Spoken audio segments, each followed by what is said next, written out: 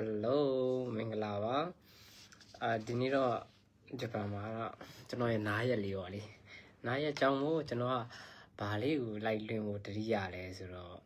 ကျွန်တော်ကတို့တော်ဒီနေ့စဉ်တရားထိုင်နေတဲ့ challenge ပေးပေါ့လေကျွန်တော်ဒီဇင်ဘာ31ကရင်ဒီနေ့ဆိုရင်20နဲ့4ရက်မြောက်နေ့ထိရောက်ခဲ့ပါလေဒါတနေ့တနာရီခွဲတနာရီအစားထိုင်တော့တနာရီခွဲဆိုရင်ဘယ်နည်းရှိပါမလဲဒီတရားထိုင်ခြင်းကြောင့်ရလာတဲ့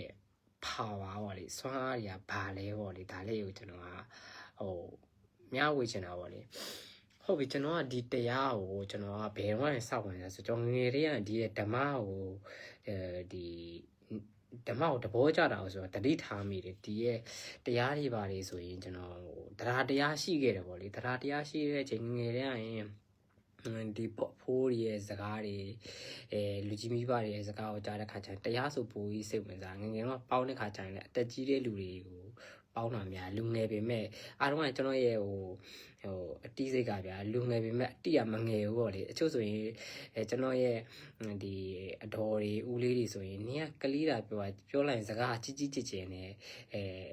ပြောတယ်ပေါ့လေဒါကိုကျွန်တော်သတိထားပြီနောက်ပိုင်းတော့ဒီလိုပဲဖြတ်တန်းခဲ့ရပါဒီလိုနဲ့ကျွန်တော်10တန်းလေးဖြည့်ပြီးတော့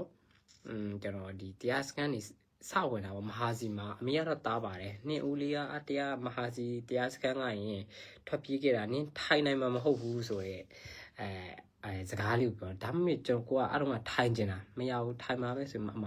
ကျွန်တော်ဒီမဟာစီမှာ10ရက်စကန်တင်းကြံပေါ့လေစဝင်ခဲ့တယ်အဲ့ဒါကျွန်တော်ပျော်သွားနှစ်တိုင်းဝင်ပြတယ်ပေါ့လေဝင်ပြပြီးတော့ထိုင်ခဲ့တော့ဒီတရားထိုင်တဲ့ခါကျရင်လည်းဘာတွေရလာလဲဆိုတော့အဓိကတော့ဗျာကျွန်တော်ခုနကတရားထိုင်နေဆိုတော့ကျွန်တော်ကံကုလိုတွေရတယ်တမာရီနယ်ပယ်ရမြင်တိမြင်ထိုက်တာတွေခုနပြောတရားဓမ္မတွေပြောတယ်ဆိုရင်ဘာတွေမြင်တယ်ညာတွေမြင်တယ်ဒါတွေရောရခဲ့တာပေါ့ဒါပေမဲ့အတွင်းတင်းမှာကျွန်တော်တို့တွေကကောင်းကောင်းမပြောင်းလဲကိုထားလိုက်ပါတော့ဒါပိုင်းမှာအမှကျွန်တော်မဟာစီမှာဇက်တိုက်10တန်းအောင်ပြီးကြတဲ့10မဟာစီတရားရိပ်တာမှာကျွန်တော်စတင်အထုတ်တယ်နောက်နှစ်တွေလည်းတင်းကြိုင်တိုင်းကျွန်တော်10ရက်စကန်10ရက်3မိုး10စကန်နေ8ကြိမ်လောက်ထိကျွန်တော်ဝင်ခဲ့ပါအလုံးတစ်ဖက်တက္ကသိုလ်ကျောင်းသားတွေလည်းဖြစ်တက္ကသိုလ်ကျောင်းသားဖြစ်စိတ်ဒီရှုပ်ထွေးတဲ့ခါကျရင်တရားဆိုတဲ့ဓာတ်ကငိမ့်တာကိုစိတ်တွေရှုပ်ထွေးလိုက်ကျွန်တော်တရားစကန်မပြေးဝင်လာတရားစကန်သွားလိုက်တာပဲတရားစကန်မဲ့သွားတယ်ပေါ့လေတရားထိုင်ပြတယ်ပေါ့လေနောက်ကျတော့ကျွန်တော်ဒီမဟာစီပြီးကြမိုးကုတ်လေဒီအောင်ထုကတရားစကန်နေလေဝင်ခဲ့တဲ့အချိန်မှာဒီလိုပဲအေးတယ်ဗောတရားလို့ရင်တရားကကိုယ်ဆောက်ရှောက်တယ်ဗောလေဒါအေးချမ်းနေဘဝအဆင်ပြေတယ်သူကလည်းသူအထိုက်လျက်ကတော့ဖြစ်လာတာဒါပေမဲ့ကျွန်တော်တို့ဒီရင်ထဲကိုကျွန်တော်တကယ်တမ်းမရောက်ခဲ့ဘူးဘာလို့ဆိုရင်ကျွန်တော်ရှေ့အားထုတ်တာကျွန်တော်ဆိုရင်မဟာစီမှာကိုကတည်ရဘာဖြစ်သွားလဲပေါ့လေအမှစတာပဲကျွန်တော်ဘာဆွမ်းအားတွေရတာကျွန်တော်လူများအမြင်တရားတွေအားထုတ်ပြီးဆိုရင်လူတွေကကွဲထွက်သွားတယ်ထင်တယ်အဆောင်ကကျွန်တော်အဲ့လိုထင်ခဲ့ဘူးလေဘယ်လိုပြောမလဲကျွန်တော်တို့မြင်နေတဲ့တေဥစ္စာတွေကဘာမြင်လဲဆိုဖုံးနေရကြတော့သူတို့ဒီဒုလောကီရဲ့အစုံနိဗ္ဗာန်ကိုတန်းဝင်တဲ့နီလန်းတွေပေါ့လေဒါပေမဲ့ကျွန်တော်စတရားအားထုတ်တဲ့ခါကျရင်ဘာဟုတ်တိလဲဆိုကျွန်တော်တို့ဒီတာမန်ပုထုဇဉ်တွေလူဗျာဖုံးနေလို့ဒီရဲ့လောကုတ္တရာနယ်ပယ်ပေါ့လေဒါစကားအကြီးပြောဖုံးနယ်ပယ်မဟုတ်ဘူးဖုံးနေရကြတော့သူတို့တွေကလုံးဝနိဗ္ဗာန်ကိုတန်းဝင်မဲ့လူလမ်းစဉ်လိုက်တာကျွန်တော်တို့တွေကြတော့ဘဝရဲ့အနေအထားအရစာဝတ်နေရေးတွေရှိတယ်ပြီးကြရင်ကျွန်တော်တို့တွေကကိလေသာအပြည့်ရီးစားလဲထားခြင်းနဲ့ဘာလဲလှုပ်ခြင်းနဲ့ညာလဲလှုပ်ခြင်းနဲ့ဒါပေမဲ့တစ်ခါတရံကြောက်တယ်ဖျားတရားလေးလှုပ်ခြင်းနဲ့တို့တော့ဟုံးတွေကဟောလိုက်ပြီဆိုရင်ဒီနိဗ္ဗာန်ကိုတွားမဲ့လမ်းကြောင်းဘဝထဲမှာလည်းဒီရဲ့တရားဓမ္မတွေကိုဘယ်လို apply လုပ်ရမလဲလွတ်မြောက်ရဆိုလဲဘယ်လို apply လုပ်မလဲဆိုတော့ဒီလိုခေါ်ပြပြတင်ပြီးတဲ့ဖုံတွေကရှိကောင်းလဲရှိရဗျာဒါပေမဲ့လက်ချိုးကြည့်လို့ရတာပါလေပြောချင်တဲ့ဥစ္စာခုနကကျွန်တော်ဒါတော့ထားရပါဒီတရားနဲ့ပတ်သက်ပြောကျွန်တော်ရခဲ့တဲ့ဆွမ်းအားတွေကဘာလဲဆိုတော့ပုံမှန်အဖြစ်ကျွန်တော်ဆိုရင်ဂျပန်မှာကျွန်တော်တရားထိုင်နေဗျာတရားထိုင်တဲ့ခါကျတော့ဘာတွေမြင်နေဗျာတခါကျရင်ဆိုရင်ကျွန်တော်တို့ဆိုရင်ဘန်တွေဘာတွေသွားလို့ရဘန်တွေဘာတွေသွားလို့ရရုပ်ထက်ခနဲ့ဆိုရင်အမျိုးသမီးလိုဘာလို့အဲ့လိုအရေးတွေတခါကျရင်ဖက်ခနဲ့မြင်နေဗျာတခါကျရင်ကျွန်တော် ဒီရဲ့ဆိုကျွန်တော်ဆတရားထိုင်တော့ဆိုရင်အဲ့ဒီဖျားတင်ကောင်းရင်ကဘယ်သူမှမဖြတ်ဘူးဗျာမနေ့ကျွန်တော်4နှစ်လောက်ကြီးတရားထိုင်နေဆိုရင်လူတယောက်ကလမ်းလျှောက်တော့ဂျပန်မှာရှိဗျာမိုးချုပ်တာနဲ့ဘယ်သူမှအပြင်မှာတိတ်ပြီးတွားလိတွားထားရှိအောင်ကိုအိမ်ထဲမှာပဲကိုနေရသူဆိုရင်ကျုံမန်းရှုံးဆိုတဲ့လူတွေအများကြီးနေဒါပေမဲ့လူတရံမှမကြောက်ပြောချင်တာဆိုတော့သူတို့ကနေတယ်ဆိုရင်ဘာတမ်းမှမကြောက်ဘူးသူတို့တရားထိုင်နေဆိုရင်ကျွန်တော်ရဲ့ခေါင်းရင်းထိတ်ကဗျာမနေ့4နာရီလောက်ဆိုရင်အဲ့လိုပဲကျွန်တော်တရားထိုင်နေချိန်မှာနော်တရားထိုင်နေချိန်ဆိုရင်သူဖြတ်သွားဖြတ်လာဒါလေးပေါ့လေဒါတရားထိုင်နေတမာရီအစွမ်းကြောင့်ကျွန်တော်တို့တွေကကြားရတယ်မြင်ရတယ်တွေ့ရတယ်ပေါ့လေဟိုတလောဆိုရင်ကျွန်တော်အကိုတယောက်နဲ့ဘန်ထဲမှာဘန်ကကျတော့ဗျာတပိတ်ရဆိုတော့တယောက်မှမရှိဘူးကျွန်တော်စိုးကြည့်ပြီးဆိုရင်ဖြတ်ခနဲ့ဟိုအမျိုးသမီးအနေရတော့သူတို့ security ကမြင်တယ်လေဘယ်မှမရှိဘူးဗျာအဲ့ဒီရဲ့ဘန်ထဲမှာဒါပေမဲ့ကျွန်တော်ကမြင်လိုက်တယ်ဗရာဒါဟိုမှာအမျိုးသမီးတရားဆိုရင်ဟာမဟုတ်ကျွန်တော်နဲ့တူလို့တဲ့ဗရာဒါမင်းဘာလျှောက်ပြောနေလဲဟိုမမြင်ကျွန်တော်မြင်တဲ့တိုင်ကြော်လေမြင်တယ်ပေါ့လေဒါတွေကခုနကလေဒါတမာရီရလာတဲ့ခါကျရင်ကျုံနေဒါတွေအစမ်းမဟုတ်ဒါတွေကကျွန်တော်ရဲ့ဟိုဥတီယာလမ်းကြောင်းဟိုဒီတရားဘာတို့အားထုတ်လဲဆိုတော့ကျွန်တော်တို့ဒီအမားအမှန်ကိုပြပြတိဖို့လေခုနကပြောလေကျွန်တော်တရားတွေအားထုတ်တယ်ဆိုရင်လူတွေကလူကျေးဇူးတင်ပါတယ်ဟုတ်လူတွေကပြောကြတာပေါ့လေဘာဖြစ်ချင်လဲညာဖြစ်ချင်လဲအဓိကကျွန်တော်ပဋ္ဌာန်းကြီးရွတ်ပြီဆိုလေဘာတွေလုပ်ချင်လဲညာတွေလုပ်ချင်လဲဒါဖြစ်တာတော့ဖြစ်တဲ့လောက်ရှိကျွဲကူးရေပါတယ်လို့ပေါ့လေခုနပြောလို့ကျွန်တော်တို့ဒီကြုံရကျွန်တော်စစ်ဘဝမှာဒီတရားရဲ့ဆွမ်းအားကြောင့်မို့ရလာတဲ့အနေအထားတွေလည်းအများကြီးပဲဒါတွေမဲ့ဟိုတော့အဲ့ဒါကိုအရန်ဟို proud ဖြစ်တာပေါ့လေ proud ဖြစ်တယ်အရန် proud ဖြစ်တယ်ငါတာဒီတရားလုပ်ခဲ့ကျွန်တော်ဂျပန်ကိုလောက်လာတဲ့လမ်းကြောင်းဆိုကျွန်တော်ပြောပြမယ်ဂျပန်ကိုမလာခင်ကျွန်တော်မဟာစီမှာရပောင်း90လောက်ဟိုကျွန်တော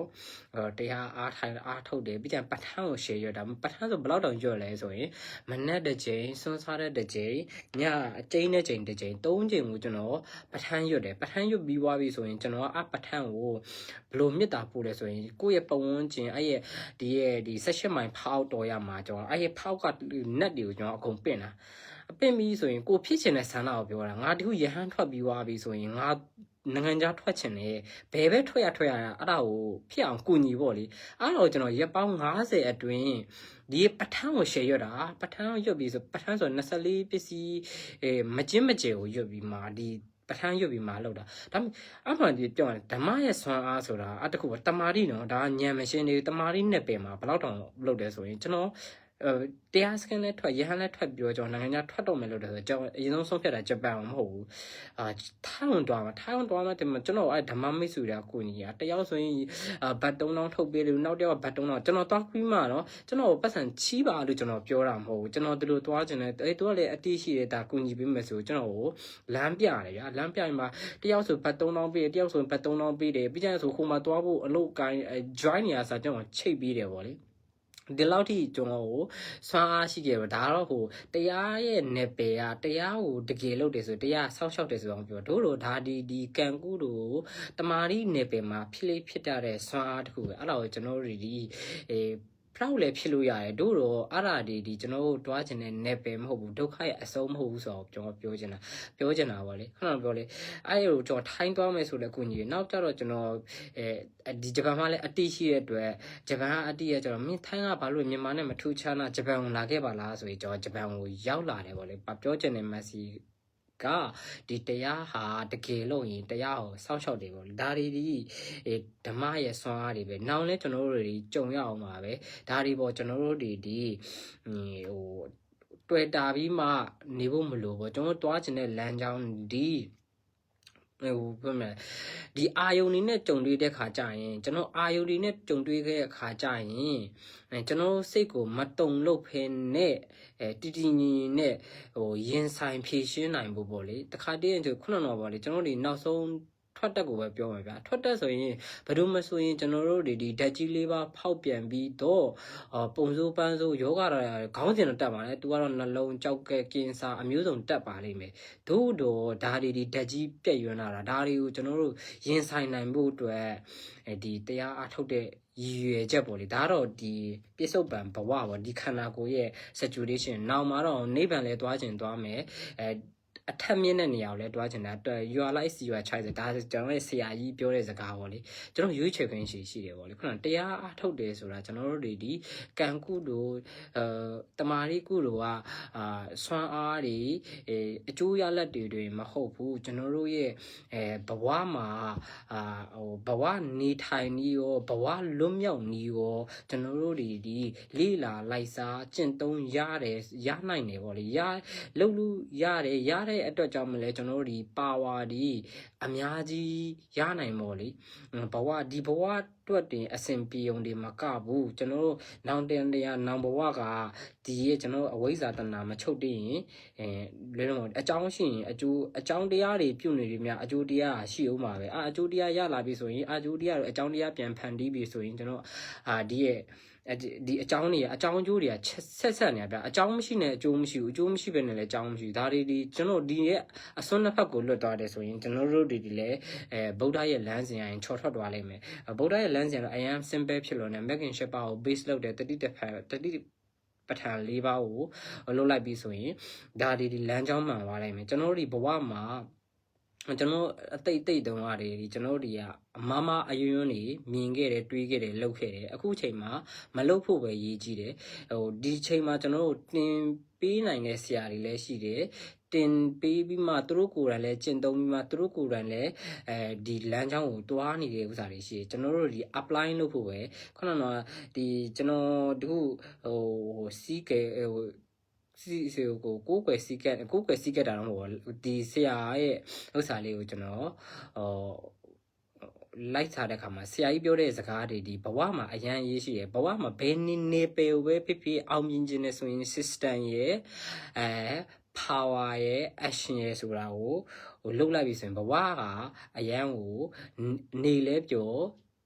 တီလဲပျော်ပေါ့ဒီလိုမျိုးအနေထားကိုကျွန်တော်တို့ရောက်ပါလိမ့်မယ်လို့နောက်ဆိုလဲကျွန်တော်တို့တွေကဒီလိုစွားတွေရလာခဲ့ရင်နောက်ခါကြုံလာခဲ့တဲ့လောကဒဏ်ဆိုးတွေကိုကျွန်တော်တို့ဒီတုံလုံးမှုမရှိပဲရင်ဆိုင်